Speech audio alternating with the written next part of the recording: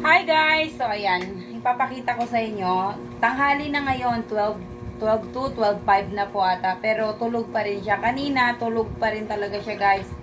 Kahit pinapakain siya. So hindi kasi pwede guys na antayin ko siyang magising bago ko siya pakainin. Kasi tingnan nyo, sarap yung tulog niya. Hindi siya pwedeng malipasan. At saka may mga gamot kasi na doon talaga nakaayon sa umaga at sa tanghali. So ngayon guys, papakainin ko na siya.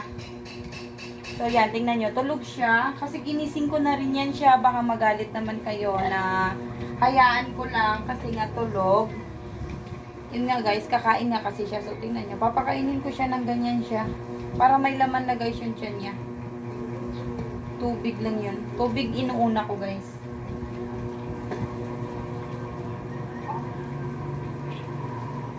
Papakainin ko na siya kasi inom siya ng gamot. Kahit ginigising ko na talaga guys, kasarapan ng tulog niya. Sobrang init pa naman dito ngayon sa amin.